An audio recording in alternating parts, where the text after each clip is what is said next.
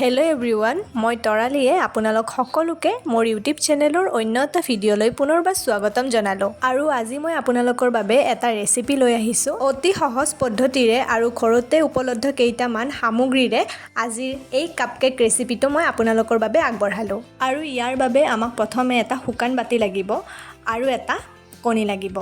এইখিনিতে আপোনালোকক কৈ দিওঁ যে এই কেকটোত ব্যৱহাৰ হোৱা গোটেই সামগ্ৰীখিনিয়েই ৰুম টেম্পাৰেচাৰত থাকিব লাগিব। সেইবাবে এই কণীটো যদি আপোনালোকৰ ফ্ৰিজত থাকে তেতিয়াহ'লে কেকটো বনোৱাৰ এঘণ্টামান আগতে ওলাই থ'ব। আৰু এতিয়া আপোনালোকে দেখিলে মই কণীটো ভাঙি লৈ এখন চামুচৰ সহায়ত এইখিনি ভালদৰে ফেটি লৈ আছোঁ। কণীটোৰ কেঁচা ভাৱ নোযোৱালৈ অথবা এনেদৰে ফেন নোলোৱালৈকে কণীটো ভালদৰে ফেটি থাকিব। আৰু এয়া চাহ খোৱা কাপ এটাৰ জোখেৰে মই আধা কাপ চেনি লৈছোঁ। ইয়াত আপোনালোকে পিচি লোৱা চেনিও ব্যৱহাৰ কৰিব পাৰে, কিন্তু মই ইয়াত গোটা চেনিহে ব্যৱহাৰ কৰিছোঁ, কাৰণ গোটা চেনি ব্যৱহাৰ কৰাৰ পিছত এইখিনি আকৌ বেছি ভালদৰে ফেটি ল'ম, তেতিয়া কেকটো আৰু বেছি স্পঞ্জি হ'ব।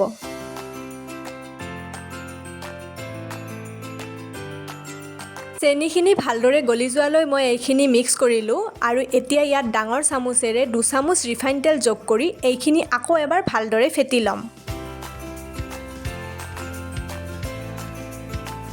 কণী, চেনি আৰু ৰিফাইন তেলখিনি ভালদৰে মিহলি হৈ গ'লে এই মিশ্ৰণখিনি এনেকুৱা ধৰণৰ হৈ উঠিব। ইয়াত মই এতিয়া কেইটোপালমান ভেনিলা এচেঞ্চ যোগ কৰিলোঁ আৰু ইয়াৰ সলনি আপোনালোকে ইয়াত ইলাইচিৰ গুড়িও ব্যৱহাৰ কৰিব পাৰে।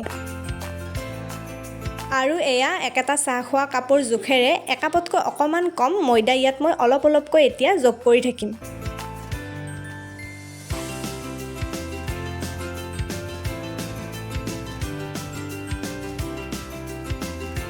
আৰু এইখিনিতে এচামুচ ফ্লেটকৈ বেকিং পাউডাৰ আৰু টেষ্টটো বেলেঞ্চ কৰিবৰ বাবে এচিকুট নিমখ দিয়া হৈছে। যিকোনো মিঠা বস্তুত অকণমান নিমখ এড কৰিলে ইয়াৰ টেষ্টটো বেলেঞ্চ হৈ যায়। আৰু এইখিনি মিক্স কৰিবৰ বাবে এতিয়া মই ইয়াত অকণমান পানী যোগ কৰিম। ইয়াত আপোনালোকে পানীৰ সলনি গাখীৰো ব্যৱহাৰ কৰিব পাৰে আৰু গাখীৰখিনি গৰম কৰি ঠাণ্ডা কৰিহে ইয়াত ব্যৱহাৰ কৰিব।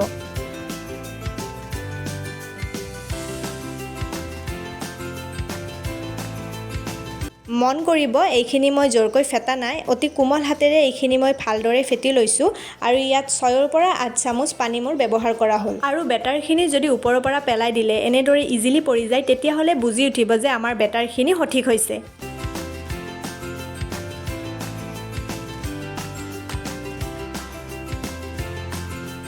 আৰু আজিৰ কাপকেক কেইটা বনাবলৈ মই এনেকুৱা ধৰণৰ কাগজৰ কাপ লৈছোঁ, যিহেতু এইকেইটা সহজতে পোৱা যায়।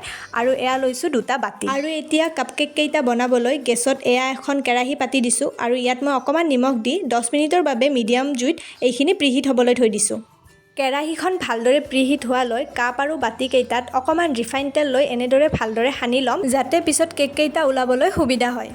আৰু এয়া এইখিনি বেটাৰত মই অকণমান ফুড কালাৰ ব্যৱহাৰ কৰিছোঁ আৰু এতিয়া এইখিনি ভালদৰে বাতিকেইটাত ঢালি দিম। ফুড কালাৰ যোগ কৰাটো কমপ্লিটলি অপচনেল কথা। ইয়াত ফুড কালাৰ যোগ কৰিলে কোনো ধৰণৰ টেষ্টৰ ডিফাৰেঞ্চ নাহে।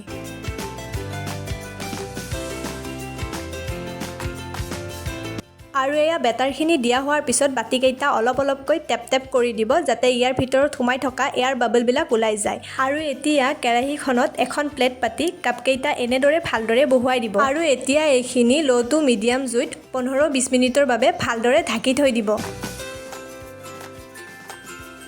ঢাকনিখন বাৰ বাৰ গুচাই চাই নাথাকিব, তেতিয়া কেককেইটা ভালদৰে সিজি নুঠিব।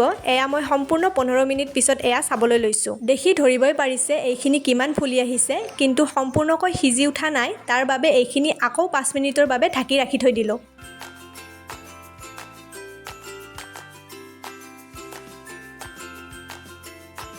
আৰু এয়া 5 মিনিট পিছত মই কেককেইটা ভালদৰে সিজিছে নে নাই সেয়া চাবলৈ কেককেইটাৰ মাজ ভাগত এনেদৰে এডাল শলা ফুটাই চাই ল'লোঁ আৰু কেঁচা বেটাৰ লাগি অহা নাই, মানে আমাৰ কেককেইটা ভালদৰে সিজি উঠিছে।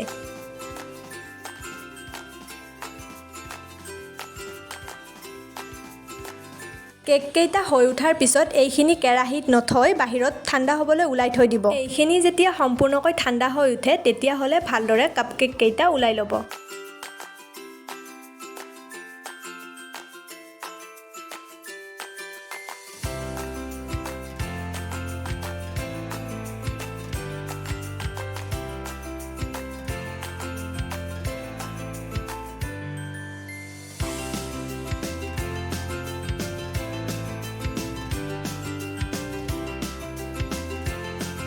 আৰু এয়া আপোনালোকেতো দেখিলে কেক কেইটা চুৰিৰ সহায়ত মই কিমান ইজিলি ওলালোঁ আৰু এয়া আপোনালোকক এবাৰ ওচৰৰ পৰা দেখাই দিলোঁ চাওকচোন কেকটো কিমান স্পঞ্জি হৈছে